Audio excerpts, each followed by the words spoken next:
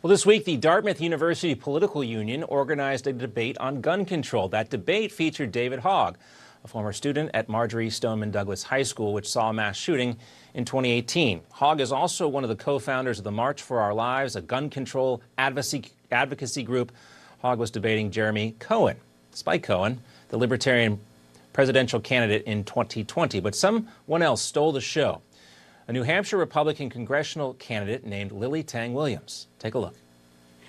Actually, I am a Chinese immigrant who survived communism. And under Mao, 40 million people were starving to death after he sold communism to them. And 20 million people died, murdered during his Cultural Revolution. So my question to you, David, is that can you guarantee me, a gun owner tonight, our government in the U.S., in D.C., will never become a tyrannical government? Can you guarantee that to me?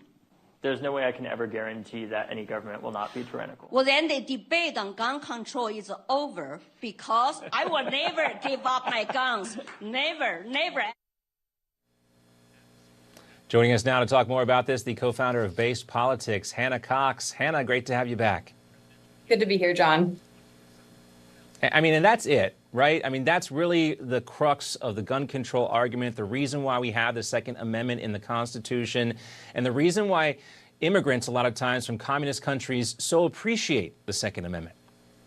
You're exactly right. You won't meet many more impassioned defenders of the Second Amendment than people who have escaped communism or other tyrannical governments. And this is what our founders knew. They had escaped a tyrannical government. They understood that self-defense is a vital right. But I think more importantly, they understood that this is the amendment that protects all of the others. We already see our government trying to encroach on every basic civil liberty that we have. And there is every guarantee that were it not for the Second Amendment, they would go further. I think that's especially true during COVID. You really saw the links they were trying to go through and use in a crisis against us, trying to take away fundamental rights, even the ability to earn a living. And thankfully, we had at least a solid 50% of this country that still stood up for our rights, stood up for the Constitution. And it happens to be the 50% of the country that tends to own guns and exercise their Second Amendment. And I think that's why you saw the government fold.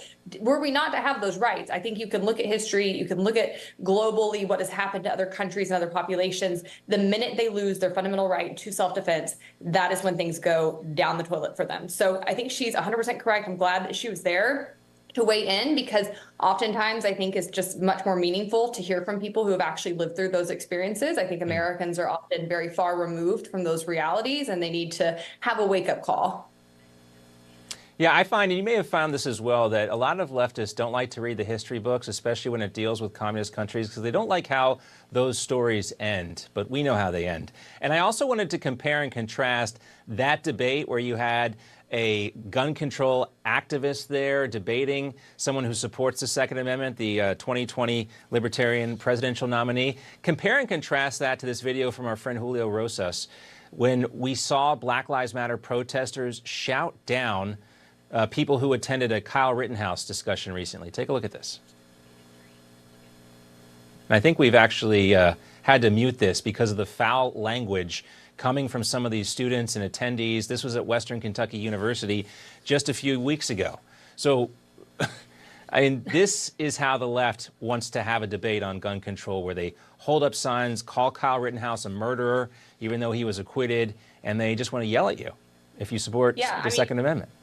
They want to ignore all of the facts of that case for some reason. They continue to try to make it a racially charged case, even though I'm pretty sure he shot other white people. They continue to disregard the jury's verdict. There was due process in that case. The evidence was presented. He definitely acted in self-defense, as he had a right to. What I think is so interesting about many of the demographics you see on the left who oppose gun, or who want to push gun control and oppose the Second Amendment, is they are not only ignorant of the history of other countries and governments and how this has been utilized to harm people, they seem to be very ignorant of our own history and the racial implications of gun control. These laws started being put on the books specifically to block Black people after the 14th Amendment from owning guns, that it was always targeted towards them and written in a way where they could circumvent that basic amendment and try to prevent them from being able to exercise their civil liberties, being able to rise up against governments, many of times which were still very tyrannical in the South, even after the Civil War during Jim Crow, and were doing horrible things to their populations. And, you know, you would really hope at some point that these groups start to look back at our own history and recognize the vital importance of the Second Amendment in the civil rights campaign even, right? This is something that you saw weaponized during those times where you had police beating in people's heads and being very aggressive towards peaceful protesters. And it was through utilizing the Second Amendment in many of those instances that they were able to actually start fighting back and get to equality. And so it really is just completely ignorant. And on top of that, John, I'll just add, you know, we don't have great data on this because the federal government doesn't tend to track the other side of the equation since they have an agenda they're pushing. But we know that guns are certainly used to save more lives than they take every year. It's near, I think, at least 500,000 instances that are estimated where people are using guns to defend themselves. When you talk about women's rights, I can't think of, as a woman, anything that's more vital, anything that makes me actually equal to a man than the Second Amendment, right? That is something that is so important for women to learn to exercise, to be empowered by. And when you see a group that's consistently trying to disarm the people it claims to be supporting and uplifting, you need to start asking some questions. Yeah, also a tip for all the young kings out there. A date night at the gun range, it's something you should definitely look into. All right. President Biden, though, we know we're going to hear Democrats coming for your guns as we get closer to Election Day. President Biden, of course, brought this up. It was part of his interview with Univision this week. Take a listen to what he said. I, along with Dianne Feinstein, passed the first limitation on assault weapons. I was out in Uvalde. I met with every one of those families. I spent 4 hours with them. I looked at the pain in their faces. I saw what they felt. I could feel it. And the idea that, and you know, his phrase on another context where there was a mass shooting, I think it was in El Paso, they said, what to do? I said, just get over it. You know what Joe Biden neglects to mention there, Hannah, of course, is what did it take to stop the Uvalde shooter? Men with guns. And of course, the school is a gun-free zone, supposedly, and the shooter didn't adhere to those regulations. Yeah, it's funny how that always works out. And I think most disturbingly, when you look at the Uvalde instance, you had police there with guns who failed to interrupt and stop that shooter for, I think, close to 45 minutes. You had parents who were desperate to get to the school and wanted to be able to defend their kids and were blocked from doing that by police. And so when you follow their arguments to their natural conclusion, they want the government, the police, to be the only entities that have access to guns. And we're supposed to feel assured that they're going to step up and defend us.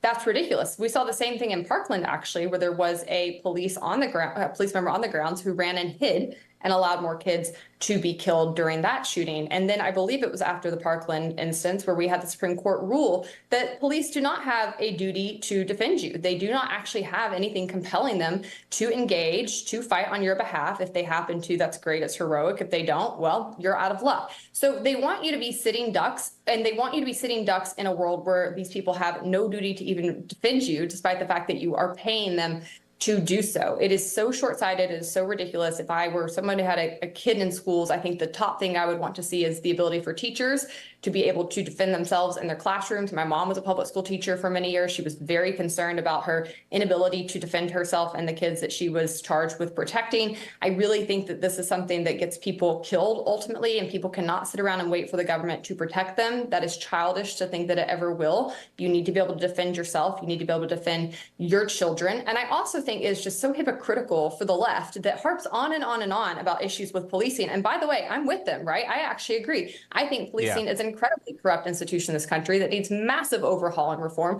But here's what makes no sense is that you can say these things, you can point to all these flaws, and they would even take it further and say that police are racist and all these other things that I don't necessarily agree to. But they want those people to be the only people who have guns, the only people who are able to defend them. This is the institution that you want to put your life on the line for. Like, it makes no logical sense, John. They have not thought these things through. It is really just quite ignorant. And again, I think very naive, not only to history, but also just to human nature and the realities of what is actually likely to stop a person when they are seeking to harm you. Yeah, and going back to Uvalde, it wasn't until the Border Patrol tactical officers showed up that the situation was dealt with, the shooter was dealt with. And You know, that's an example of what you were talking about. Not every police officer is a good police officer. A lot of them are, but there are certainly issues in policing, and that is why ultimately we have the right in this country to make sure that we are in charge of our own safety, thanks to the Second Amendment. All right, great discussion, Hannah. We got more to come with Hannah in just a little bit.